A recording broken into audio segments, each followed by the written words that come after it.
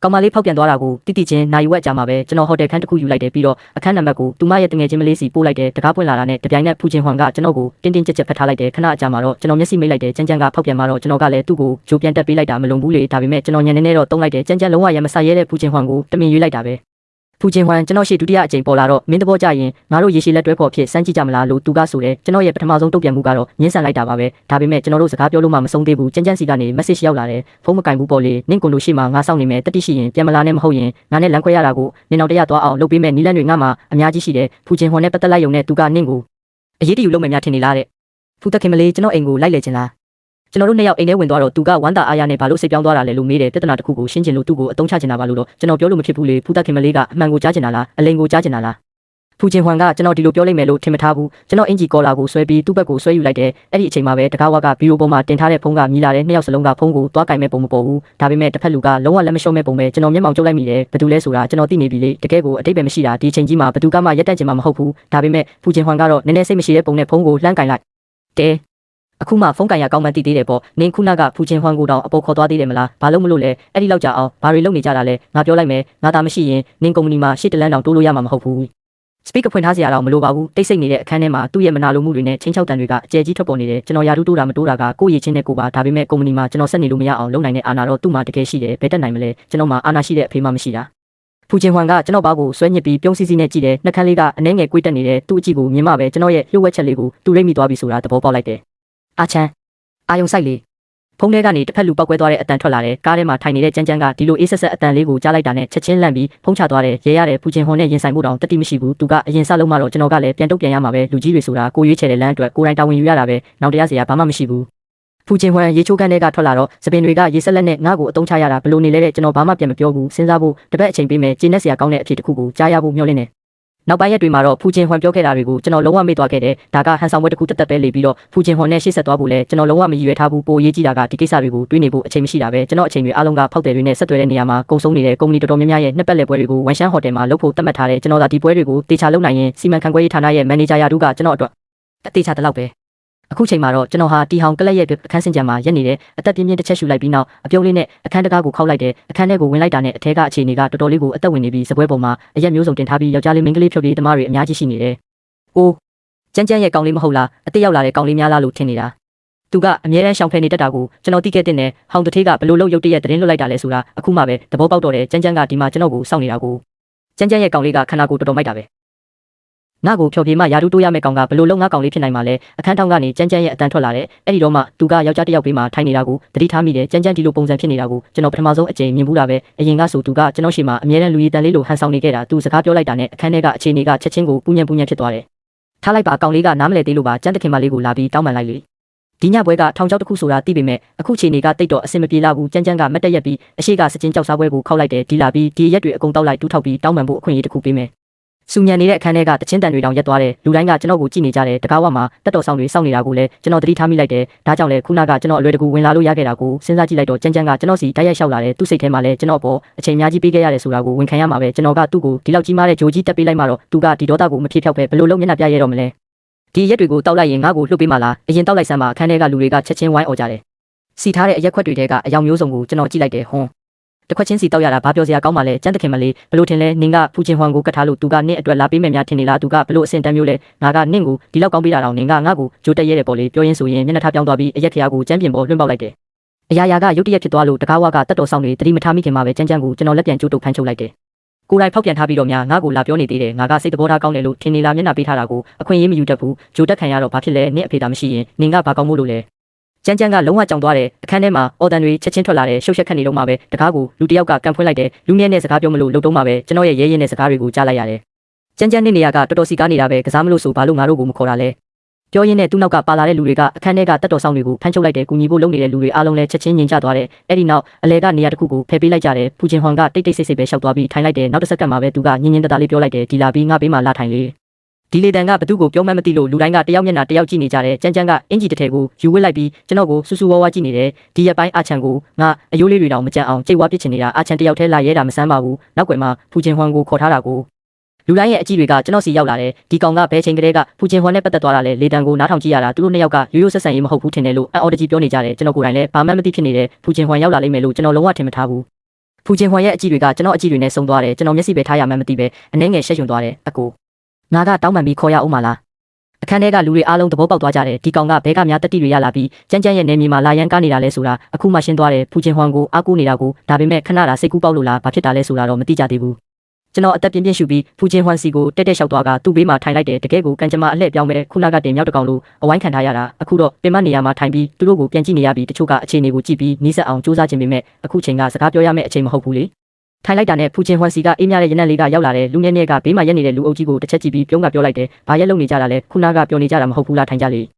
ကြမ်းကြမ်းကတော့မတ်တက်ရက်နေတော့မဲ့လူအများကြီးရှိမှအဆက်ကွဲသွားတော့သူဘယ်လိုလုပ်ကြည့်နေနိုင်မှာမလဲဒါပေမဲ့အခုချိန်နေမှာဘသူကမှကြမ်းကြမ်းကိုဂယုမဆိုင်နိုင်တော့ဘူးအားလုံးကဖူဂျင်ဟွမ်ရဲ့မျက်နှာရင်းမျက်နှာကဲကိုပဲကြည့်ပြီးကြမ်းကြမ်းကိုမရှိသူလို့သဘောထားနေကြတယ်တချင်းတန်တွေကိုစပွဲထိုးကပြန်ဖွင့်ပေးလိုက်တယ်ပြောစရာရှိတာဆက်ပြောရမှာပေါ့ပွဲကိုတော့ပြတ်သွားခံလို့မဖြစ်ဘူးလေမဟုတ်ရင်ဒီညဘသူမှကောင်းကောင်းအိပ်ရမှာမဟုတ်ဘူးလူငယ်နဲ့ရဲ့ကစားခြင်းနဲ့အကြည့်တွေကကျွန်တော်စီရောက်လာတယ်ဒီကောင်လေးကရိုးရိုးမဟုတ်ဘူးလို့ငါပြောသားပဲဖူးတခင်မလေးကိုယ်တိုင်လာရလောက်အောင်ဆိုတော့လူစွမ်းကောင်းတစ်ယောက်ပဲဒါပေမဲ့ဘာလို့ကျေးဇူးမတင်တဲ့ပုံပေါက်နေတာလဲတက်တီလည်းမသေးဘူးထောင်ချောင်းမှန်းတိတိနဲ့တယောက်ထဲလာရဲတယ်ရုတ်တရက်မိန်းကလေးရဲ့အသက်ရှူငွေကကျွန်တော်နာနာကိုရောက်လာတယ်ကျွန်တော်တကိုယ်လုံးကြက်တိထသွားတယ်သူဘဲချိန်ကဒီလောက်နီးနီးကက်ကက်ရောက်လာတာလဲဖူဂျင်ဟွမ်ရဲ့ဒီလိုပိုက်ဆိုးပိုင်နေလောက်ရက်ကအခုကျွန်တော်ဟာသူ့လူဆိုတာကိုအပြင်လူတွေကိုကြီးညာလိုက်တာနဲ့အတူတူပဲကြမ်းကြမ်းရဲ့မျက်လုံးတွေတောင်မြည်ရဲသွားတယ်ချင်းဟွမ်နင်ကယောက်ျားတစ်ယောက်အတွက်နဲ့တငယ်ချင်းကိုတောင်ဂယုမဆိုင်တော့ဘူးလားအခန်းထဲမှာထပ်ပြီးတိတ်ဆိတ်သွားတယ်တကယ်ကိုစစ်တလင်းကြီးပါပဲတိုးတိုးလေးဝေဖန်တန်တွေကြားရတယ်ဖူးတခင်မလေးကအရင်ကငါတို့နဲ့အမြဲတမ်းလာကစားတတ်ပေမဲ့ဒီနေ့ဒီမှာရှိတဲ့သူတွေထဲမှာလူငယ်တွေကလွဲလို့ဖူးတခင်မလေးနဲ့တငယ်ချင်းလို့ခေါ်နိုင်တဲ့သူဆိုလို့မျိုးတော်ကတချို့ပဲရှိတာလေကြမ်းကြမ်းအယက်မူးနေတာလားဘယ်လိုလုပ်ဖူးတခင်မလေးကိုဒီလိုမေးခွန်းထုတ်ရဲတာလဲလူတွေကကြမ်းကြမ်းကိုမျက်ရည်ပြကြတယ်ကြမ်းကြမ်းကတခဏလောက်တွေ့ဝေသွားတယ်အခုလိုအချိန်မျိုးမှာငါသာအာချန်ကိုဒီအတိုင်းလှုပ်ပေးလိုက်ရင်နောက်ဆိုတငယ်ချင်းတွေရှေ့မျက်နှာပြရဲတော့မှာမဟုတ်ဘူးမဖြစ်ဘူးငါနောက်ဆုတ်လို့မရဘူးဖူဂျင်ဟွမ်ကကြမ်းကြမ်းကိုတစ်ချက်တောင်လက်မကြည့်ဘူးကြမ်းကြမ်းရဲ့တငယ်ချင်းတွေက trap ပြီးတော်လောက်ပြီးနင်းဖူဂျင်ဟွမ်ကိုရန်ဆက်ချင်လို့လာသွားရအောင်လို့ပြောကြတယ်ကြမ်းကြမ်းကခေါ်တဲ့လူတွေကိုပုတ်ထုတ်ပြီးကျွန်တော်ကိုဆွဲထူဖို့လုပ်တယ်တချို့ကလန့်ပြီးအော်တောင်းအော်လိုက်ကြတယ်နောက်တစ်စက္ကန့်မှာပဲတကားဝါကဖူဂျင်ဟွမ်ရဲ့လေ့ကျင့်ထားတဲ့တက်တော်ဆောင်တွေကရှေ့တိုးလာပြီးကြမ်းကြမ်းကိုဘေးကိုဆွဲထုတ်သွားကြတယ်ဖူဂျင်ဟွမ်ကြမ်းကြမ်းကအော်ဟစ်ပြီးပြေးဝင်လာခြင်းသေးပေမဲ့နေရာမှာပဲရုံးကန်နေုံကလွဲပြီးဘာမှမလုပ်နိုင်ဘူးငါမင်းကိုနောက်တစ်ချိန်ကူညီလိုက်ပြန်ပြီးမင်းဘာနဲ့ပြန်ဆက်မလဲမင်းကလေးရဲ့နူးညံ့တဲ့အတန်ကနားထဲကိုဖြတ်သွားတယ်ကျွန်တော်သူ့အကြည့်တွေနဲ့စုံလိုက်ပြီးလက်ကိုလက်တီးဆုပ်ထားလိုက်တယ်ဖူဂျင်ဟွမ်ရဲ့စကားတွေကအတိတ်ပဲကအရန်ကိုပြင်းထန်လွန်းနေဒါပေမဲ့သူဘာကြောင့်ကျွန်တော်ကိုဒီလောက်အထိကူညီနေရတယ်လဲဆိုတာကိုနားမလည်နိုင်ဘူးလူငယ်နဲ့ကဘေးကနေ80ဆက်ကြည့်နေပြီးဝင်ပါမဲ့ပုံမပေါ်ဘူးပြဿနာကြီးသွားတာကိုမြင်တော့တယောက်က trap ပြီးဖူးတခင်မလေးလူတခင်မလေးကျွန်တော်ကုမ္ပဏီမှာအရေးပေါ်ကိစ္စရှိလို့အရင်သွားနေပြရစီလို့ပြောတယ်ဖူဂျင်ဟွမ်စီကဘာတော့ပြန်မှုမှမရတော့တယောက်ပြီးတယောက်ထခုန်ကြတယ်ဘယ်မှမသွားနဲ့အကုန်လုံးရက်နေဖူဂျင်ဟွမ်ကအကျဲကြီးអော်လိုက်တယ်အားလုံးရဲ့ခြေလမ်းတွေရက်တန့်သွားတယ်ဖူဂျင်ဟွမ်ကဝိုင်းခွက်ကိုလှုပ်ရရင်သူတို့ကိုအမှုမဲ့အမှတ်မဲ့ကြီးကပြောလိုက်တယ်ဒီလောက်ကောင်းတဲ့အရက်တွေအများကြီးမှထားတာမတော့ဖဲထားခဲ့ရင်နှမျောစရာကြီးမဟုတ်ဘူးလားလူတိုင်းကဖူးတခင်မလေးကိုမျက်နှာချိုသွေးကြတယ်စိတ်ချပါကျွန်တော်တို့အကုန်တောက်သွားပါမယ်လုံးဝအလားအတာမဖြစ်စေရပါဘူးပြီးတော့ဒီခန်းထဲကကုန်ကြစည်အားလုံးကိုကျွန်တော်တို့ပဲရှင်းပါမယ်အခုချိန်မှာကျွန်တော်ဒီလူတွေကိုဂယုမဆိုင်နိုင်တော့ဘူးဘာလို့လဲဆိုတော့ဖူဂျင်ဟွမ်ရဲ့အေးဆက်ဆက်လက်ချောင်းလေးတွေကကျွန်တော်ကိုယ်ပေါ်မှာဟိုပိုတီပိုလုံနေလို့ပဲကျွန်တော်အကြည့်တွေကမင်းကလေးရဲ့လှပတဲ့မျက်နှာပေးဘက်ကိုရောက်သွားတယ်သူ့မျက်လုံးထဲကကောက်ချစ်ပြီးဂုံယူနေတဲ့အရေးအယောင်ကိုကျွန်တော်ရှင်းရှင်းလင်းလင်းဖမ်းမိလိုက်တယ်ဖူဂျင်ဟွမ်ကကျွန်တော်နာနာကပ်ပြီးတိုးတိုးလေးမေးလိုက်တဲ့သဘောကျလားခေါင်းထဲမှာဒိန်းကလေးဖြစ်သွားပြီးအသိစိတ်ဆိုတဲ့ကျိုးလေးပြတ်တောက်သွားတယ်လို့ခံစားလိုက်ရတယ်ကျေးဇူးတင်ပါတယ်ကူညီပေးလို့ကျွန်တော်ရဲ့အဖြေကိုကြားတော့ဖူဂျင်ဟွမ်ကပို့ပြီးပြောသွားတယ်အဲ့ဒီနောက်ကျွန်တော်လက်မောင်းကိုချိတ်ပြီးချွဲချွဲနွဲ့နွဲ့နဲ့မေးတယ်အာချန်ငါ့ကိုတတိယနေသေးလားကျွန်တော်ဘာမှမပြောဘဲနှုတ်ဆက်နေလိုက်တယ်ဒီလိုရှုပ်ရှက်ခတ်နေတဲ့ကိစ္စတွေကိုတွေးဖို့ကျွန်တော်မှဘယ်ချိန်ရှိမှလဲကျွန်တော်စီကဘာတော့ပြန်မှုမှမရတော့သူကဆက်ပြောတယ်ငါကတော့နင့်ကိုနည်းနည်းတတိယနေတယ်ဒီစကားကိုကြားတော့ကျွန်တော်ကြောင်သွားပြီးသူ့ကိုအံ့ဩတကြီးကြည့်မိတယ်ဒီမိန်းမတကယ်မလွယ်ဘူးတာမန်စကားတစ်ခုကိုတောင်အရန်ကိုရင်ခုန်စရာကောင်းအောင်ပြောတတ်တယ်အဲ့ဒီနောက်ကျွန်တော်တပြင်းချပြီးပြောလိုက်တယ်ဒုဥက္ကဋ္ဌစီးပွားရေးမဂ္ဂဇင်းတွေမှာခမ ्या အကြောင်းရေးထားတာတွေကိုမှတ်မိသေးတယ်အခုခမ ्या ပြောတဲ့စကားနဲ့ဆိုရင်လူပုံစံနဲ့ပြတ်သွားပြီလို့ထင်တယ်ဖူဂျင်ဟွမ်ကဖွားဖွားလေးရေလိုက်တယ်ဒီပုံစံကိုလိုချင်လို့လားအဲ့ဒီအစီရင်ခံစာတွေကရှောက်ရေးထားတာတွေပါငါကအင်တာဗျူးဖြေရတာတောင်အချိန်ကုန်တယ်လို့ထင်တာနန်ချန်ပဲယုံတာနန်ချန်ကအရန်ချစ်စရာကောင်းတယ်ဘေးလူတွေကိုဂယုမဆိုင်ပဲသူတို့နှစ်ယောက်တီးတိုးပြောနေတာကိုကြမ်းကြမ်းမြင်တော့အရင်ကတည်းကဖောက်ပြန်နေတယ်လို့ထင်သွားတယ်နန်ချန်နေ့လိုရုံမာတဲ့ကောင်ငါနင်းနဲ့အသေးခံမယ်ကြမ်းကြမ်းပြေးဝင်လာတာကိုဖူဂျင်ဟွမ်မြင်တော့အေးဆက်ဆက်အကြီးနဲ့တစ်ချက်ကြည့်လိုက်တယ်သူ့မျက်လုံးထဲကအေးဆက်မှုကလူကိုအေးခဲသွားစေလောက်တယ်ကြမ်းကြမ်းအလိုလိုရက်တန့်သွားတယ်အဲ့ဒီနောက်ကြမ်းကြမ်းကိုကြည့်ပြီးပြောလိုက်တယ်ငါကစိတ်သဘောထားကောင်းတယ်ဆိုပြီးနင်ကငါ့ကိုစက်တိုက်ရန်စနေတာပေါ့လေကြမ်းပင်းကိုဆက်သွယ်ပြီးသူ့သမီးကိုလာခေါ်ခိုင်းလိုက်နောက်ငါမျက်စိရှိပေါ်မလာစေနဲ့ဖူဂျင်ဟွမ်ပြောပြီးတာနဲ့သူ့လူတွေကချက်ချင်းသွားလှုပ်ဆောင်ကြတယ်အခုအခန်းထဲမှာကျွန်တော်တို့နှစ်ယောက်တည်းကျန်တော့တယ်ဖူဂျင်ဟွမ်ကပြုံးပြီးမေးတယ်အာချန်မင်းရဲ့အဖြေကတော့သူထပ်မေးလိုက်မယ်လို့ကျွန်တော်ထင်မထားဘူးစိတ်ကိုငြိမ်အောင်ထားပြီးပြန်ပြောလိုက်တယ်ဒုဥက္ကဋ္ဌကျွန်တော်မိကုန်းတစ်ခုကိုဖြေပေးနိုင်မလားပြောလေမိန်းကလေးရဲ့အကြည့်တွေကကျွန်တော်မျက်နှာပေါ်မှာဝဲလှည့်နေတော့မယ်ဒါပေမဲ့သူ့မျက်လုံးထဲကနှက်ဆိုင်တဲ့အတိတ်ပဲကိုကျွန်တော်လုံးဝမဖတ်တတ်ဘူးဖူဂျင်ဟွမ်ကိုစတိကလေးကသူကကျွန်တော်ပေါ်အထူးတလဲစိတ်ဝင်စားမှုမပြခဲ့ဘူးဆိုတာကိုကျွန်တော်ရှင်းရှင်းလင်းလင်းသိတယ်အခုချိန်ပါဝင်ပေါ့ဖူသားခင်မလေးခင်ဗျားကျွန်တော်ကိုသဘောကျလို့လားဖူဂျင်ဟွမ်ကရေလိုက်တယ်မင်းတွေးလို့နေပြီကျွန်တော်စိတ်ထဲမှာနည်းနည်းကျဆင်းသွားတဲ့အဖြေကိုကြိုသိနေပေမဲ့သူကဒီလိုပွန့်ပွန့်လင်းလင်းဝန်ခံလိုက်တော့စိတ်ပြတ်မိတယ်လို့ခံစားရတယ်ဒါပေမဲ့လည်းကောင်းပါတယ်ဒီလိုရှင်းရှင်းလင်းလင်းပြောလိုက်တာကကြမ်းကြမ်းလို့အချစ်ဆိုတဲ့နာမည်နဲ့လိန်ညာနေတာထက်ဆိုင်ရင်အများကြီးပိုကောင်းပါတယ်အခုတော့ဖူဂျင်ဟွမ်ရဲ့လက်ကပြန်ရုပ်သွားပြီးခုနကရင်ခုန်စရာစကားတွေပြောခဲ့တာသူမဟုတ်ခဲ့တယ်လို့ပဲကျွန်တော်လည်းခံမှန်းကြည့်အောင်ပါဒါဆိုရင်တော့ဒုဥက္ကဋ္ဌရဲ့အဆိုပြုချက်ကိုကျွန်တော်ညှင်းဆန်ပါတယ် ဖူချင်းဟွမ်ကပြုံးလိုက်ပြီးဒီလောက်ပြက်ပြက်တသားဖြေတာပဲအကြောင်းပြချက်လေးမေးလို့ရမလားတဲ့ဒီဖူချင်းဟွမ်ကတကယ်စိတ်ဝင်စားဖို့ကောင်းတဲ့တချို့အချိန်တွေမှာသူကအရန်ရိုက်နေလို့ထင်ရပေမဲ့တချို့အချိန်တွေမှာတော့သူကအရန်ကိုနားလည်မှုရှိပြန်တယ်ကျွန်တော်သူ့ကိုပြောလိုက်တယ်ခင်ဗျားလည်းမြင်တဲ့အတိုင်းပဲကျွန်တော်အခုလေးတင်တစ္ဆာဖောက်ခံထားရတာဒီလိုအခြေအနေမျိုးမှာနောက်ထပ်ဆက်ဆံရေးတစ်ခုကိုစတင်ဖို့မရည်ရွယ်သေးဘူးသူကဖြည်းဖြည်းချင်းပြန်ပြောတယ်ဒါပေမဲ့ငါပြောတာကရေရှည်လက်တွဲဖော်ပါငါတို့အချစ်အကြောင်းမပြောဘူးလေဒီဖြေကြောင့်ကျွန်တော်ကြောင်သွားတယ်အဲ့ဒီနောက်ထွက်ပေါက်တစ်ခုရှာပြီးပြောလိုက်တယ်တကယ်လို့သူဥက္ကဋ္ဌအနေနဲ့အငင်းခံရတာကရှက်စရာကောင်းတယ်လို့ထင်ရင်ဒီနေ့ကူညီပေးခဲ့တာကိုကျေးဇူးဆက်တဲ့အနေနဲ့ကျွန်တော်ထမင်းတစ်နက်ဝယ်ကျွေးပါမယ်မလိုပါဘူးသဘောတူညီမှုမရမှာတော့ငါမင်းကိုပို့ပြီးစိတ်မဝင်စားခင်မှာပဲငါတို့ဆက်ဆံရေးကိုဒီမှာတင်အဆုံးတက်လိုက်လို့ရပါတယ်မင်းသွားလို့ရပြီပြောပြတာနဲ့သူ့အကြည့်တွေကကျွန်တော်စီမှာမရှိတော့ဘူးအရင်ကမျက်လုံးထဲမှာရှိနေခဲ့တဲ့ကျွန်တော်ပေါ်စိတ်ဝင်စားမှုလေးတွေလည်းအကုန်ပြောက်ကွယ်သွားပြီးကျွန်တော်ကတော့ဒီလောက်ထိအမြန်ကြီးဖြစ်လိုက်ဖို့မလုပ်နိုင်ဘူးဒါပေမဲ့သူကအချိန်ကရက်တန့်ပေးခဲ့တာကိုတော့ကျေးဇူးတင်ပါတယ်ကျွန်တော်တို့ကတကယ်ကိုလိုက်ဖက်တယ်ဆိုပေမဲ့ဒီလိုလူမျိုးနဲ့အတူနေရင်ဘယ်တော့မှတန်းတူညီမျှတဲ့ဆက်ဆံရေးမျိုးရနိုင်မှာမဟုတ်ဘူးနောက်တစ်ချိန်လမ်းခွဲချင်ရင်တော့နာမည်ဆိုးနဲ့ကြံခဲ့မှတေးချတယ်ကျွန်တော်ထွက်လိုက်ပြီးဒါဆိုလဲနှုတ်ဆက်ပါတယ်သူဥက္ကဋ္ဌလို့ပြောပြီးလှည့်ထွက်လာခဲ့တဲ့ဖူချင်းဟွမ်ကဘာမှပြန်မပြောဘူးတမင်တက်သွားမရှာဘူးဆိုရင်ဒီလောက်ကြီးမားတဲ့မျိုးကြီးမှာဖူချင်းဟွမ်နဲ့ပြန်ဆုံဖို့အခွင့်အရေးကသူ့ညနေပါပဲဆိုတာတက်တည်ပြလိုက်တာပဲနောက်ထပ်လောလောက်အချိန်တွင်းမှာဖူချင်းဟွမ်ကကျွန်တော်ကဘာတဲကနေလုံးဝပြောက်ကွယ်သွားခဲ့တဲ့တစ်ချိန်တည်းမှာပဲကျွန်တော်နဲ့ကြမ်းကြမ်းလမ်းခွဲတဲ့တဲ့ရင်ကတောမီလိုပြန့်သွားတယ်အစကတော့ဟိုးလေးတကြော်ဖြစ်ခဲ့တဲ့ကျန်းတခင်မလေးရဲ့အခြေရေးက3လနဲ့တင်အဆုံးသတ်သွားခဲ့တယ်ကျွန်တော်စိတ်သက်သာရသွားပေမဲ့ပတ်ဝန်းကျင်ရဲ့အပြောင်းလဲတွေကိုလည်းသတိထားမိလာတယ်ကျွန်တော်ရဲ့ကြိုတင်ခမှန်းချက်ကမှန်နေတာကိုဝမ်းနည်းစွာတွေ့လိုက်ရတယ်ဒီလောက်အခြေခံကြတဲ့အချက်လက်တွေကိုတော့မင်းကမှားရသလားကုမ္ပဏီကိုရောက်တာဘယ်လောက်ကြာပြီလဲမင်းဒီလိုလုပ်နေရင်မင်းရဲ့ကျွမ်းကျင်မှုအဆင့်ကိုငါတကယ်တန်တရားဝင်တယ်မနေ့ညတကောင်ရံမှာအကြောင်းကြားစာရလို့ညာရင်းချင်းအပြေးလွှားလုပ်ခဲ့ရတဲ့ data အစီရင်ခံစာကပြဿနာထပ်တက်ပြန်ပြီးတေချာပေါက်အပြင်းထန်အဆူခံရတော့တာပေါ့နန်ချန်စီကတိုင်ကြားစာတွေအခုတလောတော်တော်များနေတာငါတွေ့တယ်မနေ့ကချန်ကတော်မှာထားတဲ့ပွဲအတွက်အချို့ပွဲတွေတောင်မှားသွားတယ်လို့ကြားတယ်လုပ်ဖို့ကိုင်ဖက်တယောက်အနေနဲ့မင်းရဲ့ကိုကြီးကိုရာခန်းစားချက်တွေကြောင့်ငါတို့စီမံခန့်ခွဲရေးအဖွဲ့တစ်ခုလုံးကိုမထိခိုက်စေချင်ဘူးဖောက်တယ်တွေရဲ့လိုအပ်ချက်ကိုငါတို့အမြဲတမ်းမှတ်သားထားတင်တယ်လေမီးရဲ့ကိုကျွန်တော်လုံးဝဂရုမစိုက်ပဲ print ထုတ်ထားတဲ့အစီရင်ခံစာကိုမန်နေဂျာချိုင်ရဲ့စပွဲပေါ်တင်ပေးလိုက်တယ် cloud ပေါ်က data တွေဘာလို့မှားသွားလဲဆိုတာကျွန်တော်မသိဘူးဒါပေမဲ့အရန်အနေနဲ့ကျွန်တော် print ထုတ်လာခဲ့ပါတယ် data တွေမှားနေသေးလားဆိုတာမန်နေဂျာစစ်ကြည့်ပါဦ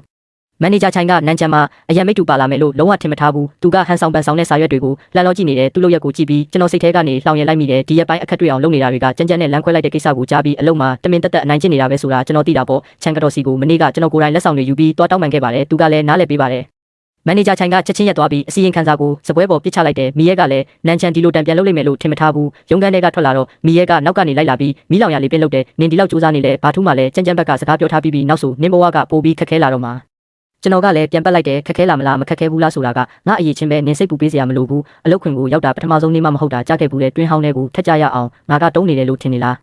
းလင်းရွှေကကျွန်တော်ကိုအပြင်ခေါ်ပြီးကော်ဖီကန်းပေးတယ်မီးရဲ့အဖွဲ့ကောင်းဆောင်ရုံးခန်းထဲဝင်သွားတာကိုကြည့်ပြီးမျက်လုံးလန့်ပြကပြောတယ်သူကိုယ်တိုင်ကနောက်ပေါက်ကနေဝင်လာတာကိုများငါတို့ကိုနင်ကကြမ်းကြမ်းကိုအားကိုးတယ်လို့ပြောရသေးတယ်ကျွန်တော်ရေလိုက်ပြီးသူ့ကိုနှစ်သိမ့်လိုက်တယ်ထားလိုက်ပါသူနဲ့ဘာမှသွားပြီးပြဿနာရှာမနေနဲ့လုပ်ငန်းခွင်မှာဒီလိုလူတွေကအများကြီးပဲလင်းရွှေကသူ့ကလထိုင်ကိုဆွဲယူလာပြီးညှဉ်းညူတော့တယ်အဲ့ဒီကြမ်းကြမ်းကဘာလို့ခွေးယူလို့ဖြစ်နေတာလဲလမ်းခွဲတာကတာမန်ကိစ္စပဲလေအခုစီမံကိန်းရေးဆွဲရေးဌာနဘက်ကလည်းတော်တော်ကိုမာနာကြီးနေကြတယ်ငါတို့ဘက်ကပေးတဲ့အဆိုပြုချက်တွေကိုပူးပေါင်းမဆောင်ရွက်ဘူးဆိုပြီးအမြဲတမ်းပြဿနာရှာနေတာကြမ်းကြမ်းကသူတို့နောက်ခံဆိုတော့တယောက်ချင်းစီကဥတောင်းတွေအမြင့်ဖြတ်နေတယ်လို့ပ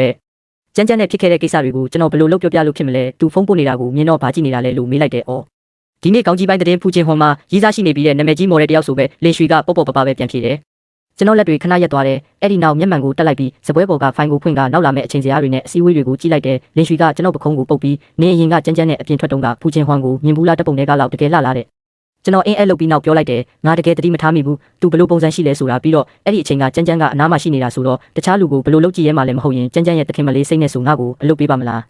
ဒါလည်းဟုတ်တာပဲအော်ဒါနဲ့မနှက်ဖြန်ညဌာနကလူတွေစုစားကြမှာမမေ့နဲ့နော်အခုကြမ်းကြမ်းနဲ့လမ်းခွဲလိုက်တဲ့သတင်းထွက်လာတော့မီရဲ့နဲ့မန်နေဂျာချိုင်ကနင့်အပေါ်အမြင်မကြည့်ဖြစ်ပြီးအခွင့်အရေးယူပြီးဒုက္ခပေးလာနိုင်တဲ့အဲ့ဒီလိုကြုံလာရင်နည်းနည်းပါးပါးလဲလဲဝဲဝဲနေတော့တကယ်လို့အခြေအနေမကောင်းရင်ပြေးတာပြေးရှေ့ဆက်ဖြစ်လာမယ့်အခြေအနေတွေကိုတွေးကြည့်လိုက်တာနဲ့တင်ကျွန်တော်ကောင်းကြိုက်လာတယ်အေးပါတတိပေးလို့ကျေးဇူးပဲငါကြိုတင်ပြင်ဆင်ထားပါမယ်ညစာစားပွဲကိုအစ်စ်ဖွင့်တဲ့ကလပ်မှာလှုပ်ဖို့တတ်မှတ်ထားတယ်။ဒါကြောင့်လင်းရွှေကကားပေါ်မှာစက်တိုက်ညီးနေတာညကြီးချိန်မတော့ဘာလို့အိမ်ပြန်မအိပ်ရပဲပတ်စံဆိုင်ပြီးအထက်လူကြီးတွေကိုဒူးသွားထောက်ရတာလဲဆိုပြီးမိရဲကတေချာပေါက်အရင်ဆုံးအရက်တိုက်ပြီးအထက်လူကြီးတွေကိုဖားတော့မှာပဲတကယ်ကိုအော်နှလုံးနာစရာပဲ။ကျွန်တော်ကားကိုရက်လိုက်ပြီးသူ့ပခုံးကိုပုတ်ကနှစ်သိမ့်လိုက်တယ်။ကဲပါနင်းစကားတွေကိုဒါကုမ္ပဏီဖိုရမ်မှာတယောက်ယောက်ကတင်လိုက်ရင်နင်ကအတင်းအဖွဲ့စိတ်ဓာတ်မရှိဘူး။တကူကောင်းဆန်တယ်ဆိုပြီးဝေဖန်ခံရလိမ့်မယ်။အဲ့ဒီကြရင်အထက်လူကြီးကနင့်ကိုပြဿနာမရှာရင်ပဲကံကောင်းကံဆိုတာကသူတို့ဟန်ဆောင်နေတာကိုထိုင်ကြည့်နေရတာပဲလင်ရွှေကကျင်းစဲရင်ကားပေါ်ကဆင်းသွားတယ်အဲ့ဒီနောက်မီရက်ကမန်နေဂျာချိုင်ကိုခါညွတ်ပြီးမျက်နှာလိုမျက်နှာရလုပ်နေတာကိုမြင်တော့စိတ်ထဲမှာတွေးမိတယ်မီရက်ကိုအရန်မုံမို့ကောင်းပေမဲ့သူကမန်နေဂျာချိုင်လိုလူစားမျိုးကိုတောင်ခါညွတ်ပြီးဖားနိုင်တယ်ဆိုတော့သူမလုပ်နိုင်တာဘာရှိအောင်မလဲကျွန်တော်လည်းကားပေါ်ကဆင်းလိုက်ပြီးတက်ပြင်းချကလင်ရွှေကိုပြောလိုက်တယ်ငါတို့မြန်မြန်ဝင်သွားရအောင်မဟုတ်ရင်နောက်ကြလို့အားလုံးကိုထိခိုက်လိမ့်မယ်လင်ရွှေကခေါင်းညိတ်ပြီးကျွန်တော်နဲ့အတူခက်မြန်မြန်ရှောက်သွားတယ်မီရက်ကကျွန်တော်တို့လာတာကိုမြင်တော့နင်းတို့ကားပိတ်နေပြန်ပြီလားလို့ထင်နေတာလူဆုံးပြီဆိုတော့တွားကြတာပေါ့တဲ့ပြောရင်းနဲ့မန်နေဂျာချိုင်ကိုပြုံးပြီးနဲ့ဆက်ပြောတယ်အရင်တစ်ခေါက်ကမန်နေဂျာဆိုသွားတဲ့တခြင်းကိုဒီနေ့နောက်ဆုံးပိတ်အနေနဲ့ထပ်ဆိုပြရမယ်နော်ကျမနားထောင်လို့မဝသေးဘူးဒီလိုဖားတက်လုံးလို့လဲမန်နေဂျာချိုင်ကအရန်သဘောကျနေတာပြုံးရွှင်နေတဲ့မျက်နှာနဲ့မီရက်ကိုဆွဲပြီးတကားပေါက်ထဲအရင်ဝင်သွားတယ်အဲ့ဒီအချိန်မှာပဲနောက်တစ်ဖက်မှာဖူတာခင်မလေးစုတခင်မလေး စပွဲထိုးကရင်ရင်ကြေးကြေးကြိုဆိုပြီးတကားကိုကိုယ်တိုင်ဖွင့်ပေးနေတယ်ဖူချင်းဟွမ်မဟုတ်ပဲဘယ်သူဖြစ်နိုင်မလဲကျွန်တော်အလိုလိုနေရင်မျက်နှာလွှဲလိုက်မိတယ်အခုမြင်နေရတာကငါသိတဲ့ဖူချင်းဟွမ်ပဲလားအရင်တုန်းကကျွန်တော်နဲ့ရင်းရင်းနှီးနှီးရှိခဲ့တဲ့ပုံစံကိုမှတ်မိနေတော့မဲ့အခုလိုခက်စိမ့်စိမ့်နေတဲ့ပုံစံနဲ့ဆိုရင်တကယ်ကိုတခြားစီပဲမစ္စတာနန်ထပ်တွေ့ပြန်ပြီးတော့ဘေးကလူနဲ့ကကျွန်တော်ကိုမြင်တော့နှုတ်ဆက်လာတယ်သူစကားပြောလိုက်တာကိုကြားတော့သူ့နောက်ကတငယ်ချင်းတွေကကျွန်တော်ဘက်ကိုလှည့်ကြည့်လာတယ်ပြီးတော့လူနဲ့ကိုနောက်ပြောင်တဲ့လေတန်းနဲ့မေးကြတယ်ဘာသဘောလဲတငယ်ချင်းတွေစီကဖွက်ထားတာလားဒီလောက်ချောတဲ့ကောင်လေးကိုဘာလို့အတူတူလာကစားဖို့မခေါ်တာလဲလူနဲ့ကဖူချင်းဟွမ်စီကိုခိုးကြည့်လိုက်တယ်ဖူချင်းဟွမ်စီကဘာတော့ပြန်မှုမှမရတော့ခေါင်းလေးဆောင်ပြီးပြန်ဖြေတယ်ငါ့ကိုလာမမေးကြနဲ့တော့ငါကဆုံးဖြတ်ခွင့်မရှိပါဘူးဖူချင်းဟွမ်ကသူတို့စကားပြောတာကိုကြားပေမဲ့ခြေလမ်းမရက်ဖက်ဓာတ်လေကားတဲ့တန်းဝင်သွားတဲ့နန်ချန်အားရင်အပေါ်တက်ခဲ့လေလူနဲ့ကစိတ်ထဲမှာတွေးလိုက်တယ်အာချန်တာပေါ်တက်ပြီးခဏထိုင်ခြင်းရင်စပွဲထိုးကိုအခန်းနံပါတ်မေးလိုက်ရုံပဲအဲ့ဒီနောက်တချင်းလေးညီရင်ဖူချင်းဟွမ်နောက်ကိုလိုက်သွားတယ်ဒီဘက်မှာတော့လူနဲ့ကကျွန်တော်ကိုစကားလာပြောတာကိုမြင်တော့ဌာနကလုတ်ဖို့ကိုင်းဘက်တွေအကုန်လုံးအံ့ဩသွားကြတယ်အဲ့ဒီနောက်တိကျင်စိမ့်နဲ့နန်ချန်မင်းကလူသားခင်မလေးကိုတိတာလားလို့မေးကြတယ်မန်နေဂျာချိုင်တော့မျက်နှာပြတ်သွားတယ်နန်ချန်ရဲ့နောက်ွယ်မှာဒီလိုအဆက်အသွယ်မျိုးရှိနေမှန်းသိရင်စောစောကလေးကနာမည်ကတ်သွားပေးခဲ့မှာပေါ့တကယ်ပဲဒုက္ခပါပဲမိရဲ့အကြည့်တွေကကျွန်တော်ပုံမှာဝဲလှည့်နေတဲ့ကျန်းတခင်မလေးနဲ့တွေ့တော့ငါတိခဲ့တာမလားနန်ချန်နင်ကအပြင်ထွက်ပြီးပိုးလဲပတ်တင်တယ်ငါတို့စီမံခန့်ခွဲရေးဌာနမှာဆိုရင်နင့်အရေးချင်းတွေနှမျောစရာပဲလင်းရွှေကမျက်လုံးလှန်ပြပြီးပြန်ပတ်ဖို့လုပ်တော့ကျွန်တော်သူ့ကိုဆွဲထားလိုက်တယ်မိရဲ့ကိုပြုံးစီစီနဲ့ကြည့်ပြီးငါအလုပ်လုပ်ရင်စီးမြင့်ရှိတယ်ပြဿနာလည်းမရှာဘူးအခက်တွေ့မှလည်းမကြောက်ဘူးနင်နဲ့အငင်းပွားနေစရာအကြောင်းမရှိဘူးလို့ပြောလိုက်တယ်ဒီစကားကိုကြားတော့မိရဲ့မျက်နှာပြတ်သွားတယ်နင်ဘာပြောချင်တာလဲနန်ချန်နင်ကရုပ်လေးနဲ့ချောလို့ကျန်းတခင်မလေးကိုမြူဆွဲနိုင်ခဲ့တာမဟုတ်ဘူးလားဒီမှာလာပြီးဘာတွေများမာနာကြီးနေတာလဲတက်တိရှိရင်လူနဲ့ကိုကက်ကြည့်လေလူနဲ့ကနင့်ကိုအဖက်လုပ်မယ်ထင်နေလားနောက်ကလုတ်ဖို့ကိုင်ဖက်တွေကအခြေအနေမကောင်းတာကိုမြင်တော့ချက်ချင်းစကားလမ်းကြောင်းလဲပြီးတွားကြရအောင်လေမန်နေဂျာချိုင်တချင်းဆိုတာကိုနားထောင်ဖို့မစောင့်နိုင်တော့ဘူးလို့ပြောကြတယ်ဟုတ်တယ်ပြောပြီးမိရဲ့ကိုဆွဲခေါ်သွားကြတယ်ဖူချင်းဟွမ်ထိုင်လိုက်တာနဲ့ဆုံးရှူရီကလူနဲ့ကိုမေးခွန်းထုတ်နေတာကိုကြားလိုက်ရတယ်အဲ့ဒီကောင်ချောလေးကတကယ်ပဲနင့်လူမဟုတ်ဘူးလားဖယ်ဆန်းပါငါလူသားဆိုရင်နင့်ကိုမပြောဘဲနေပါမလားအခန်းထဲရောက်တာနဲ့နင်တို့တွေ့မှာပေါ့ငါကအယူမမဟုတ်တာဒီလောက်ချောတဲ့ကောင်လေးကိုခေါ်လာပြီးဒီအတိုင်းစကားထိုင်ပြောနေဖို့လေပရာဟိတလုပ်နေတယ်ထင်နေလားလူနဲ့ကတွေးရင်နဲ့ဖူချင်းဟွမ်ကိုကြည့်ကမေးလိုက်တယ်တကယ်တော့ဘာဖြစ်တာလဲဟိုတနေ့ကဘာလို့သဘောတူညီမှုမရခဲ့တာလဲတယောက်ကကြမ်းကြမ်းသူ့ရီစားဟောင်းကိုဒုက္ခပေးဖို့ပွဲလုပ်ထားတယ်လို့ကြားတော့စီးပွားရေးကိစ္စတွေကိုတောင်ဖျက်ပြီးတီဟောင်းကိုအပြေးသွားခဲ့တယ်လို့ငါမှတ်မိတယ်ဒါပေမဲ့ရလက်ကဘာဖြစ်သွားလဲဘာလို့နောက်ဆုံးတော့တယောက်တည်းထိုင်ပြီးရှုခင်းကြည့်နေရတာလဲလူနဲ့စဉ်းစားလေးပိုတိကျင်လာလေးပဲအဲ့ဒီနောက်ဖူချင်းဟွမ်ရဲ့အေးဆက်ဆက်အတန်ထွက်လာတဲ့နင်းကိစ္စကိုသာနင်းကယူဆိုင်ပါတခြားဟာတွေကိုအရန်စိတ်မဝင်စားနဲ့အချစ်ကိုရှာမတွေ့တဲ့မိန်းမတွေကတကယ်ကိုရမ်းမဆရဲစရာပဲစကားတခုံကိုပြောမိတာနဲ့ချက်ချင်းဒေါသထွက်တော့တာပဲမိရဲ့ကအခန်းထဲရောက်တာနဲ့သူ့နေရာသူရောက်သွားတယ်လို့ပဲဟိုပြေးတီလွှားလုံးနေတဲ့သူကအတန်ကောင်းတယ်လို့မန်နေဂျာချိုင်ကိုလည်းတဝိုင်းလုံးလိုက်ပြီးမြောက်ပင့်နေတာဆိုတော့မန်နေဂျာချိုင်ရဲ့မျက်နှာမှာအပြုံးပန်းတွေဝင်နေတော့တာပဲလင်းရွှေကအခြေအနေကိုကြည့်ပြီးကျွန်တော်ကိုသတိထားဖို့လက်ကတောင်နဲ့တို့လိုက်တယ်ထင်းတဲ့အတိုင်းပါပဲမိရဲ့ကအရက်ခွက်ကင်ပြီးရောက်လာတဲ့နန်ချန်ချန်ကတော်လိုပြဿနာများတဲ့ဖောက်တယ်မျိုးကိုဖြေရှင်းနိုင်ခဲ့တာဆိုတော့ငါတို့စီမံခန့်ခွဲရေးဌာနကလူတွေအားလုံးနင့်ကိုဂုဏ်ပြုပြီးတစ်ခွက်တောက်တင်နေမဟုတ်လားသူဒီလိုလုပ်မယ်ဆိုတာကျွန်တော်သိနေပါတယ်ခဏနေကားမောင်းရအောင်မှမို့ဒီညအရက်မတောက်တော့ဘူးလက်ဖက်ရည်နဲ့ပဲအစားထိုးတောက်ပါမယ်လို့ရင်ရင်ကြေးကြေးညင်းလိုက်တယ်မိရဲ့ကမျက်ခုံးပင်ပြီးငါတို့တောင်တောက်သေးတာပဲနေတော့တောက်တင်နေမရရင်အငှားရင်မောင်းခေါ်ပေးမယ်လေတဲ့သူ့ရဲ့အတင်းကျပ်လုပ်နေတဲ့ပုံစံကိုကျွန်တော်အရန်ယုံလာတယ်ပြန်ပတ်မလို့လှုပ်တုံးအခန်းတကားပွင့်လာပြီးစပွဲတို့ကအရက်နဲ့တတိပကံတွေလာပို့တယ်လူတယောက်ကအန်အော်ဒါကြီးနဲ့မှားပို့တာများလားငါတို့မမထားဘူးလေလို့မေးတယ်မမပါဘူးခင်ဗျာဒါတွေကလူတခင်မလေးကအားလုံးကိုတိုက်တာပါဒီညကုန်ကြစေအားလုံးကိုလည်းလူတခင်မလေးကရှင်းပေးသွားပါပြီလို့စပွဲတို့ကပြုံးပြီးဖြေတယ်ဟာဒီရက်တွေအကုန်ပေါင်းရင်ပတ်စံများကြီးပဲနန်ချန်ကတကယ်ပဲလူတခင်မလေးကိုကတ်နိုင်သွားတာလားအားလုံးကလန့်သွားပြီးကျွန်တော်ကိုဝိုင်းကြည့်ကြတယ်မိရဲ့မျက်နှာကတော့ထားစရာနေရာတော့မရှိတော့ဘူးဒါကြောင့်အထက်လူကြီးတွေကိုအရက်မတိုက်ချင်တာကိုနောက်ွယ်မှာလူရှိနေတာကိုသိရင်ပြီးတာပဲလေလူတခင်မလေးတောင်နန်ချန်ကိုအရက်တောက်ဖို့အတင်းအကျပ်မလုပ်ဘူးလင်းရွှေကနောက်ဆုံးတော့တီးမခံနိုင်တော့ပဲပြန်ပြောလိုက်တယ်နင်ကဘာကောင်းမို့လို့လဲစပွဲတို့ကပစ္စည်းတွေချပြီးပြန်ထွက်သွားတယ်ကျွန်တော်စိတ်ထဲမှာတော့လေးလံသွားတယ်လူမြင့်ကရုတ်တရက်ဒီလိုလှုပ်လိုက်တာဘာသဘောလဲပုံမှန်ဆိုရင်ကျွန်တော်နဲ့သူ့ကြားကပုံကိုရေးဆက်ဆံရေးကဒီလောက်ထိမရှိသေးပါဘူးဖူချင်းဟွမ်များလားမိရဲ့ကဒီအခြေအနေကိုမျက်နှာပြက်ပြက်နဲ့နှာခေါင်းတစ်ချက်ရှုံပြီးလှည့်ထွက်သွားတယ်တကယ်လို့နန်ချန်ကလူမြင့်ကိုတကယ်ကတ်နိုင်သွားရင်ဘယ်လိုလုပ်မလဲသူကကြမ်းကြမ်းတောင်ဖားရတဲ့သူလေးငါသာနန်ချန်ကိုဆက်ပြီးဒုက္ခပေးနေရင်သူကငါ့ကိုပြဿနာပြန်ရှာရင်ဘယ်လိုလုပ်မလဲကျွန်တော်ပြန်ထိုင်လိုက်တော့လင်းရွှေကတိကျင်စိမ့်နဲ့မေးတယ်နေနဲ့လူမြင့်ကတကယ်ပဲဘယ်လိုဖြစ်တာလဲဘာတွေဖြစ်နေလဲဆိုတာငါတေချာမသိဘူးဒါပေမဲ့တခုတော့ရှင်းတဲ့လူမြင့်ကဒီညအရက်တွေပို့ပေးလိုက်တော့နောက်ရက်တွေမှာငါဘဝတိတ်တော့ခက်ခဲတော့မှာမဟုတ်ဘူးဘယ်လောက်ကြာကြာတောက်ခံနိုင်မလဲဆိုတာတော့မသိဘူးကျွန်တော်အကြည့်တွေကဝေးကြည့်လိုက်တော့တချို့ကစိတ်မလုံးလို့ခေါင်းငုံသွားကြတယ်ဒီရက်ပိုင်းတွင်အကွယ်ကနေရောအတက်ရောကျွန်တော်ကိုဒုက္ခပေးခဲ့တဲ့သူတွေကြီးပဲလူမြင့်နဲ့စီတွားကျေးဇူးတင်ရမလားလို့စဉ်းစားနေမိတယ်ဒါမှမဟုတ်သူဒီလိုပို့ပေးတာကသူ့စီကိုကျွန်တော်ကိုတွားခိုင်းဖို့အတွက်များလားရုတ်တရက်ဘေးမှာလူတယောက်လာထိုင်တဲ့မန်နေဂျာချိုင်ပဲနန်ချန်တကယ်တော့ငါမင်းကိုအရန်ထင်ကြည့်တာဒီစကားကိုကြားတော့ကျွန်တော်ရင်ရင်ကြေးကြေးနဲ့သူ့ကိုခက်ခွာခွာနေလိုက်တယ်ကျွန်တော်မှလိုအပ်ချက်တွေအများကြီးရှိပါသေးတယ်မန်နေဂျာချိုင်ကကျွန်တော်တို့ကိုအမြဲတမ်းဥဆောင်ပေးလို့ကျေးဇူးတင်ပါတယ်မန်နေဂျာချိုင်ကကျွန်တော်ကိုအထက်အောက်ကြည့်ပြီးအဲ့ဒီလိုမပြောပါနဲ့အာမနာပါနဲ့မင်းကလူတက်ခင်မလေးနဲ့ဒီလောက်ရင်းနှီးမယ်လို့ထင်မထားဘူးကျွန်တော်မျက်ခုံးလှုပ်သွားတယ်သူလာတာအကြံနဲ့ဆိုတာတိလိုက်တယ်သူဘာလုပ်ချင်တာလဲဆိုတာကြည့်ရသေးတာပေါ့မန်နေဂျာချိုင်ကအရက်ခွက်ကိုလှုပ်ရမ်းရင်းဖြည်းဖြည်းချင်းပြောတယ်လူမိသားစုကအပန်းဖြေစခန်းအစ်တစ်ခုဖွင့်ထားတယ်နာမည်လဲတော်တော်ကြီးတယ်တကယ်လို့လူမိသားစုရဲ့အပန်းဖြေစခန်းနဲ့ပူးပေါင်းဆောင်ရွက်မှုကိုရှေ့ဆက်နိုင်မယ်ဆိုရင်မင်းရဲ့အလုပ်တိုးတက်ရေးအတွက်အရန်ထောက်ကူဖြစ်လိမ့်မယ်ကမ္ဘာအဆင့်မီဟာတာပဲဒီစီမံကိန်းကငါတို့ရဲ့အထက်လူကြီးတူဥက္ကဋ္ဌကောင်းတောင်ရနိုင်ပါမလားမသိတာကိုငါကဘာကိုအကြောင်းပြုပြီးဒီစီမံကိန်းကြီးကိုရနိုင်မှာလဲတကယ်အယူပဲအဲ့ဒီနောက်ကျွန်တော်ပြုံးလိုက်ပြီးဘာမှဆက်မပြောတော့ဘူးသူ့ဘက်ကနေမလုံးတွေပေးနေတော့မှာပဲကျွန်တော်ကအေးဆေးဆေးပြန်ပြောလိုက်တယ်နောက်တစ်ခါလူတက်ခင်မလေးနဲ့တွေ့ရင်စူးစမ်းပြီးမေးကြည့်ပါမယ်ဒါပေမဲ့ကျွန်တော်ကိုယ်တိုင်ကသူနဲ့အရင်မရင်းနေသေးဘူး ဟုတ်လို့လားကျွန်တော်စကားကိုကြားတော့မန်နေဂျာချိုင်ကမျက်လုံးလေးကလည်းနဲ့တကယ်တော့နောက်တစ်ခါမှမဟုတ်ပါဘူးအခုလူတက်ခင်မလေးအပေါ်ထပ်မှရှိနေတယ်လေတဲ့ကျွန်တော်မျက်နှာပေါ်ကအပြုံးတွေချက်ချင်းပျောက်သွားတယ်ဒီမန်နေဂျာချိုင်ကကြမ်းကြမ်းကိုစားငါကိုလာဆန်းတက်တာကိုလူမြင့်နဲ့ကိုအကြောင်းပြပြီးဒီလူတွေကိုလှည့်စားလို့ရပေမဲ့ကြမ်းကြမ်းကိုတော့လှည့်စားလို့မရဘူးလေမန်နေဂျာချိုင်ကကြမ်းကြမ်းအဖေကစီမံခန့်ခွဲရေးဌာနကိုလွတ်ထားတဲ့သူဆိုတာဘယ်သူမသိပဲနေမလဲအခုကဌာနမှုထန်စစ်ဟောင်ရုံးမှမရှိလို့ဒါမန်နေဂျာချိုင်ကကြီးစိုးနေတာ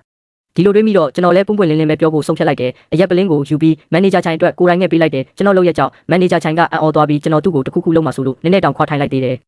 အဲ့ဒီနောက်ကျွန်တော်တပြင်းချပြီးသူ့ကိုပြောလိုက်တယ်မန်နေဂျာချိုင်ခင်ဗျားကကျွန်တော်ကိုဒီလောက်တောင်အလေးထားနေမှာတော့ကျွန်တော်လည်းဖုံးကွယ်မထားတော့ပါဘူးအမှန်တိုင်းပြောရရင်လူတက်ခင်မလေးနဲ့ကျွန်တော်တကယ်ဘာပတ်သက်မှုမှမရှိပါဘူးဘာလို့ကျွန်တော်ကိုဒီလောက်ဂရုစိုက်ပေးနေလဲဆိုရင်တော့အခြားတစ်ယောက်ရဲ့မျက်နှာကြောင့်နေမှာပေါ့ကျွန်တော်ပြောတာကိုကြားတော့မန်နေဂျာချိုင်ကတိကျင်စိမ့်နေဟုတ်လားဒါဆိုဘသူကသူ့ကိုဒီလိုဂရုစိုက်ခိုင်းတာလဲလို့မေးတယ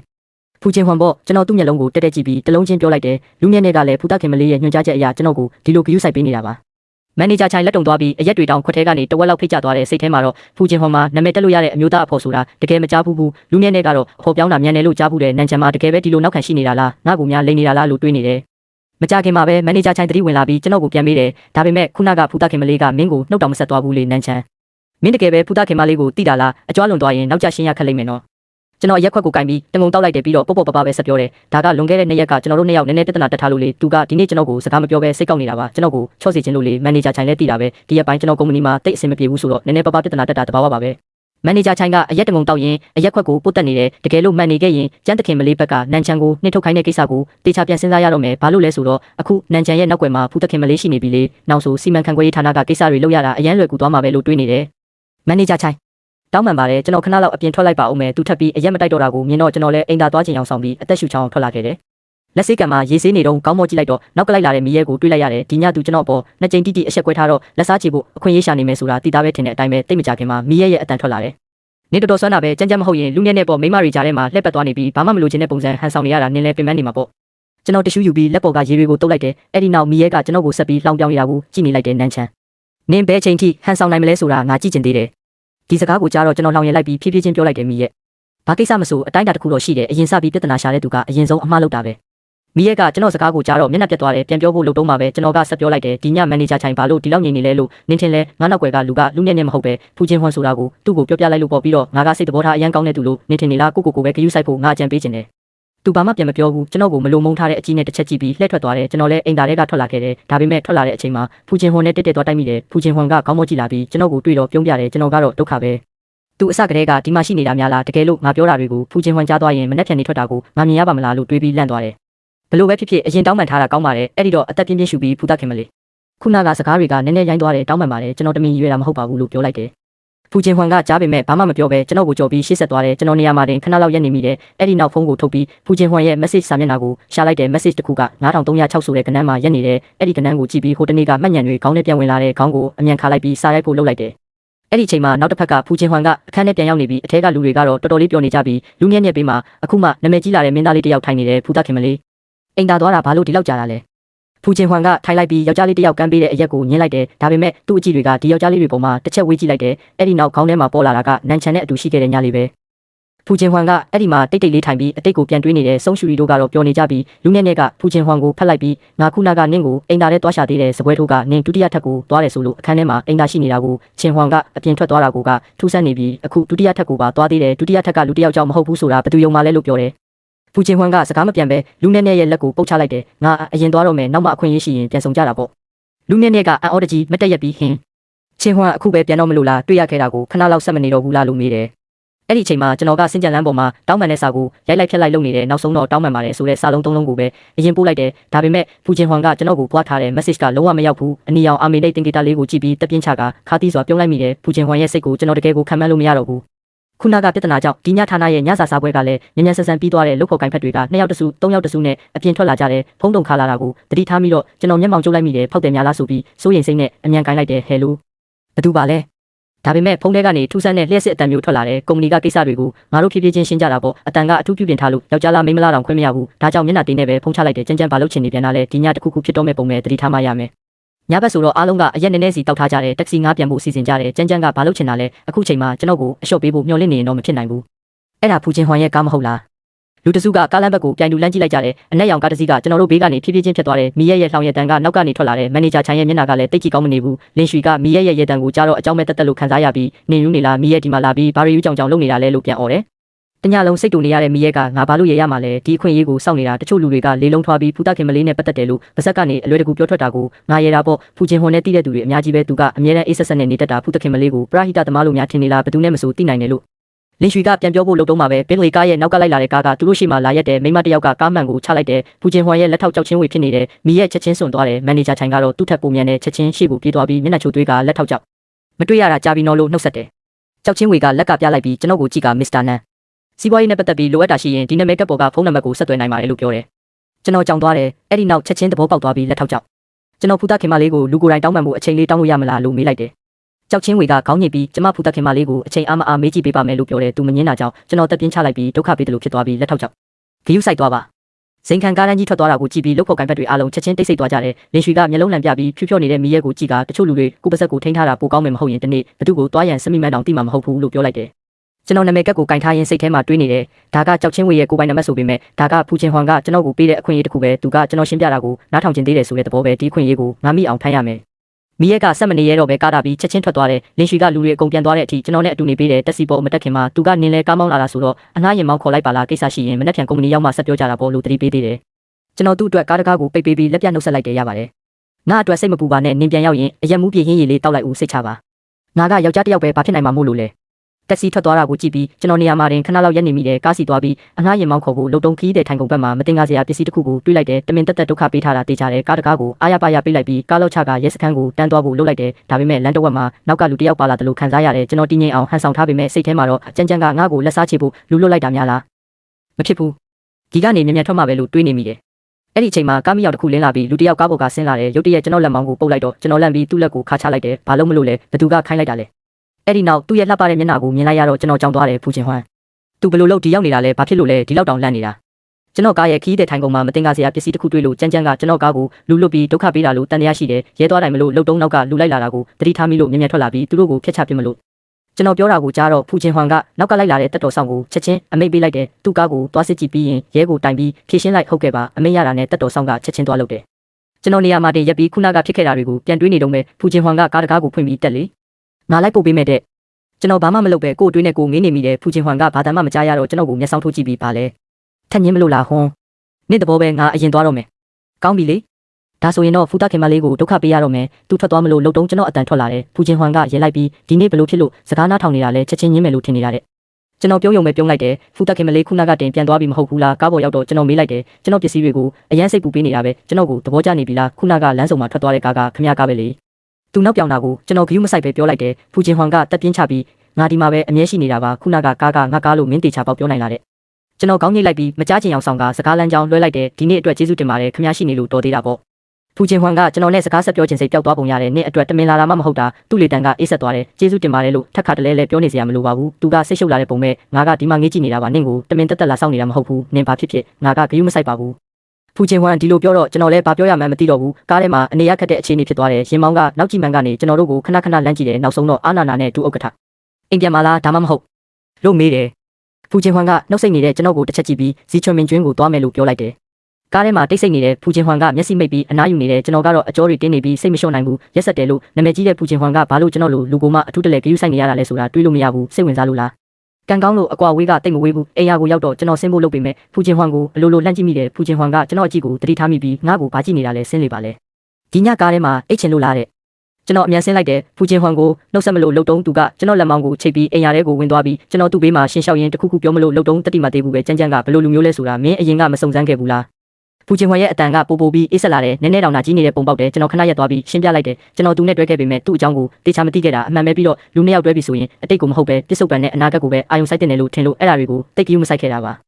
ဖူချင်းဟွန်ကမယုံနိုင်တဲ့အကြည့်နဲ့ကျွန်တော်ကိုကြည့်တယ်နောက်ဆုံးတော့နေရာမှာတင်ရက်ပြီးဆက်ပြောလေမင်းပြောတာအတိတ်ပဲရှိသားပဲလို့ပြောတယ်ဒီတခဏမှာတော့အထက်လူကြီးကိုအစီရင်ခံစာတင်ပြနေရတယ်လို့ခံစားလိုက်ရတယ်ဖူချင်းဟွန်ရဲ့မျက်နှာထားကိုကြည့်လိုက်တော့တည်ငြိမ်နေသေးတာမို့ဆက်ပြောလိုက်တယ်တစ္ဆာဖောက်တဲ့ကိစ္စနဲ့ပတ်သက်ပြီးကျွန်တော်စိတ်ထဲမှာတော်တော်လေးလေးနဲ့မိတာဝန်ခံပါတယ်ဒါပေမဲ့ကြမ်းကြမ်းကကျွန်တော်ကိုအကြိမ်ကြိမ်လိန်ခဲ့တာကျွန်တော်ရဲ့တိတ်ခါကိုကျွန်တော်ကာကွယ်ရမယ်လေဒါပေမဲ့ဖူတာခင်မလေးအတွက်တော့ကျွန်တော်တောင်းပန်ပါတယ်ခင်ဗျားကိုညှင်းခဲ့ပြီးမှလုတ်ဖို့ကိုင်းဖက်တွေရှိမှကျွန်တော်တို့ဆက်ဆံရေးကိုထုတ်ပြောခဲ့တာကကျွန်တော်တက်တာရအောင်လုပ်လိုက်တာပါ ဒီလိုပြောပြီးတော့ကျွန်တော်အကြည့်တွေကဖူချင်းဟွမ်စီအလိုလိုရောက်သွားတဲ့သူကအချိန်တော်ကြာတိတ်ဆိတ်နေပြီးမှဟက်ကနဲ့ရေလိုက်ကမင်းလူရွေးတဲ့မျက်လုံးကတကယ်ကိုမကောင်းဘူးပဲလို့ပြောတယ်သူစကားရဲ့အတိတ်ပဲကိုကျွန်တော်နားလဲပါတယ်ကျွန်တော်ကိုယူနေတယ်လို့ထင်နေတာလေကြမ်းကြမ်းနဲ့အတိတ်ပဲမရှိတဲ့အချစ်ကစားပွဲကိုကစားဖို့ရွေးချယ်ပြီးသူနဲ့ဆက်ဆံရေးကိုမထိမ့်သိမ့်ချင်ဘူးပေါ့ဒါပေမဲ့သူကအယမ်းမြန်မာလုံးလို့ကျွန်တော်မထီရတာပါကျွန်တော်တို့နှစ်ယောက်ရှေ့စစ်နောက်ဆင့်ရှောက်လာကြတယ်ကျွန်တော်တိုက်ခန်းရှေ့ရောက်လို့တကားဖွင့်ဖို့လုပ်တော့မှဖူချင်းဟွမ်ရှိနေသေးတာကိုတတိရတယ်ကျွန်တော်လည်းပြီးဖူချင်းဟွမ်ကိုဖိတ်ခေါ်လိုက်တဲ့စကားကိုအယမ်းမရိုင်းအောင်စူးစမ်းပြီးဖူးသားခင်မလေးအပေါ်တက်ပြီးခဏလောက်ထိုင်ဦးမလားလို့မေးလိုက်တယ်ယောက်ျားတစ်ယောက်မိန်းမတစ်ယောက်အိမ်ရှိရောက်နေမှတော့ချက်ချင်းပြန်လွတ်လိုက်ဖို့မကောင်းဘူးလေဖူချင်းဟွမ်ကကျွန်တော်တုတ်ပြန်မှုကိုမြင်တော့ဖွားဖွားလေးရေးလိုက်ပြီးညင်းဖို့လုပ်တယ်အဲ့ဒီအချိန်မှာပဲအမြဲတမ်းပုံနေခဲ့တဲ့ကြမ်းကြမ်းထွက်လာတဲ့အာချန်ငါ့ကိုတောင်းပန်ပါတယ်ငါတို့ကိုပြန်တွဲရအောင်နောက်ဆိုငါအနေနဲ့တေချာတွဲပါမယ်စိတ်လှုပ်ရှားနေတဲ့ဒီမိန်းမကိုကြည့်ပြီးကျွန်တော်အံ့ဩသွားတဲ့ဖူချင်းဟွမ်ကတော့ရှေ့ကကြမ်းကြမ်းကိုကြည့်ပြီးမျက်မှောင်ကျုပ်လိုက်တယ်ကြမ်းကြမ်းနင်းတကယ်လွန်သွားပြီးနောက်တစ်ခါဒီလိုလုပ်ရဲရင်ငါ့ကိုအပြစ်မတင်တဲ့နေတဲ့နေရာကိုတကယ်ပို့ပြစ်မယ်လို့ပြောပြီးဘေးကတက်တော်ဆောင်ကိုမျက်ရည်ပြလိုက်တဲ့တက်တော်ဆောင်ကကြမ်းကြမ်းကိုခေါ်သွားတယ်အခုကျွန်တော်တို့နှစ်ယောက်တည်းပြန်ကြံခဲ့တယ်ဖူချင်းဟွမ်ကဒီတစ်ခေါက်တော့မင်းငါနဲ့လိုက်ခဲ့ရတော့မယ်ဒီလိပ်စာကတိတ်တော့မလုံခြုံတော့ဘူးလို့ပြောတယ်သူကျွန်တော်ကိုဟိုတယ်ပို့ပေးမယ်ထင်ခဲ့တာဒါပေမဲ့လုံခြုံရေးအပြည့်ရှိတဲ့အိမ်ယာထဲဝင်သွားတော့မှသူကသူ့အိမ်ကိုခေါ်လာတာမှန်းသိလိုက်တယ်အိမ်ပေါကမီးလင်းလာတော့ဖူချင်းဟွမ်ရဲ့ပိုင်နက်ကကျွန်တော်ရှိမှဖွင့်ဟလာတယ်ဖူချင်းဟွမ်ရဲ့အဆင့်တန်းရအိမ်ဝင်ကနေအပြင်စင်ထိရိုးရှင်းပြီးခန်းထားတဲ့နေရာတိုင်းကိုဂယုတစိုက်ပြင်ဆင်ထားတဲ့စင်ကြံမှာချိတ်ထားတဲ့နာမည်ကြီးပကြီးကားတွေကအစတကယ်ကိုအဆင့်တန်းရှိတယ်ဖူချင်းဟွမ်ကရှေ့ကနေရှောက်သွားပြီးနောက်လက်ကရတယ်ဖက်နဲ့လဲစရာမလိုဘူးလို့ပြောတယ်အင်းလို့ပြောပြီးကျွန်တော်သူ့နောက်ကလိုက်သွားတဲ့အဲခန်းကတော်တော်ကျဲပြီးခင်မီဒီဇိုင်းမျိုးပါဖူချင်းဟွမ်ကအိမ်မှာတိတ်မနေတတ်ဘူးထင်တယ်လူနေတဲ့အရေးအယောင်လုံးဝမတွေ့ရဘူးသူဒုတိယထပ်ကိုတန်းတက်သွားတော့ကျွန်တော်လည်းအမြန်လိုက်သွားတယ်စင်ကြံအဆုံးကအခန်းတစ်ခန်းရှိရောက်တော့ဖူချင်းဟွမ်ကလှည့်ကြည့်ပြီးဒါမင်းခန်းပဲသွားရီချိုးလိုက်တော့ဒီနေ့တနေကုန်ပင်မနေပြီပဲစောစောနားလိုက်လို့ပြောတယ်ကျွန်တော်ဘာမှမလုပ်တာကိုမြင်တော့သူကနောက်ပြောင်တဲ့လေတံနဲ့ဘာဖြစ်လို့လဲဒီအခန်းကိုမကြိုက်လို့လားဒါမှမဟုတ်မာစတာအိတ်ခန်းမှာအိတ်ချင်လို့လားဒီစကားကြတော့ကျွန်တော်နိုင်ရွက်တွေနေသွားပြီးကျွန်တော်အဲ့ဒီလိုသဘောပြောတာမဟုတ်ပါဘူးခမရဲ့ချစ်သူစိတ်ဆိုးမှဆိုးလို့ပါလို့အမြန်ရှင်းပြလိုက်တယ်ဖူချင်းဟွမ်ကအံ့ဩသွားပြီးငါမှရေးစားရှိတယ်လို့ဘယ်သူပြောလဲ